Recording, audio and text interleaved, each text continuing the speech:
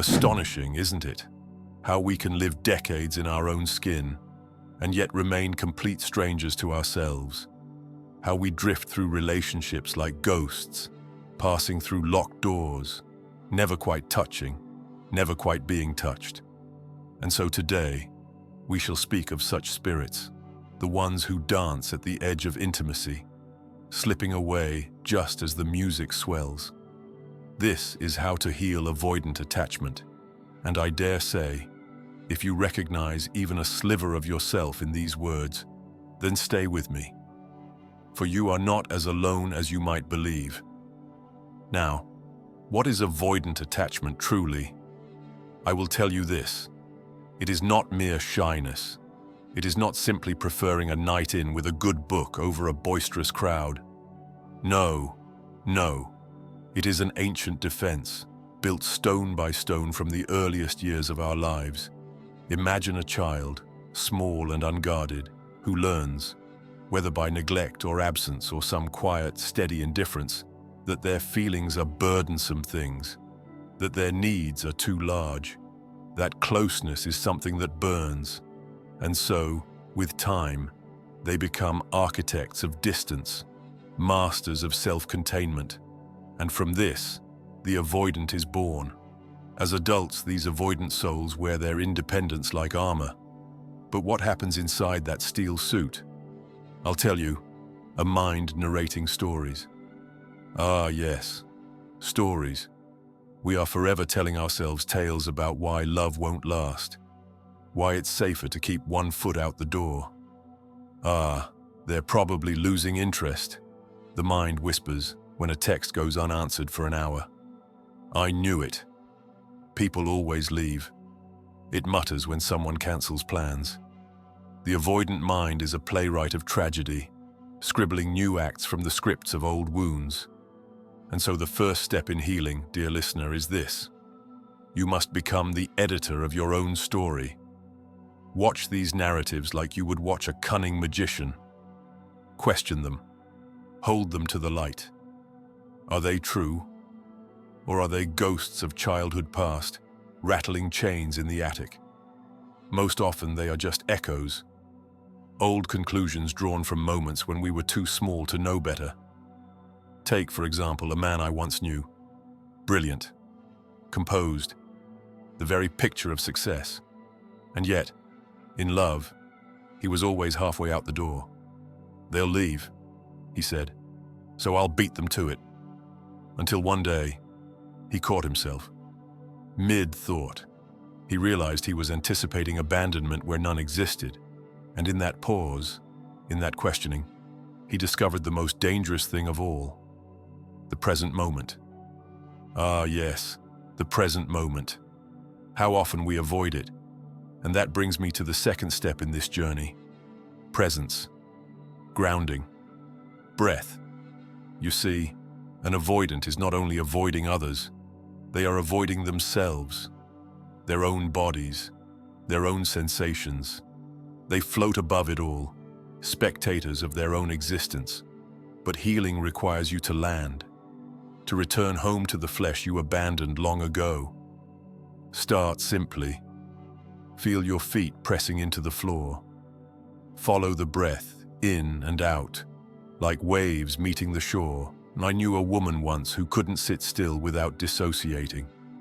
A lifetime of emotional storms had taught her it wasn't safe inside herself. But with practice, slow, steady practice, she learned to stay, to feel the heartbeat, the warmth in her palms, and there, within her very bones, she discovered what she'd been fleeing, herself. For emotions, my friends, are not airy abstractions. They live within us, as surely as our blood and marrow. Tightness, tingling, heat.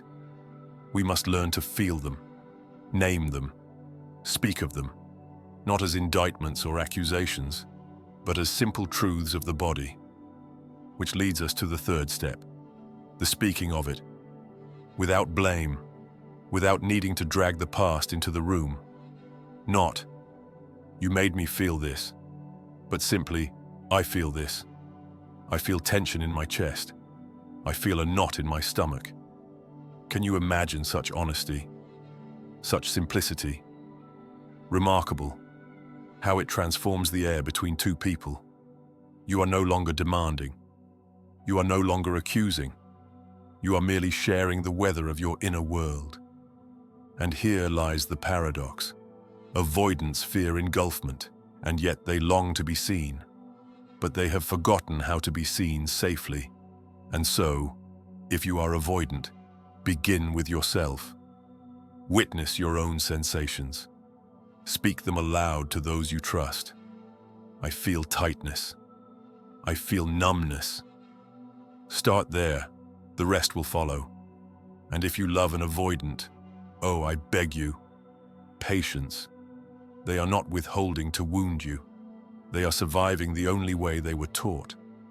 They have been conditioned to expect that the act of opening will be met with pain. Show them, slowly, that it won't. Be the quiet presence who asks nothing more than the truth.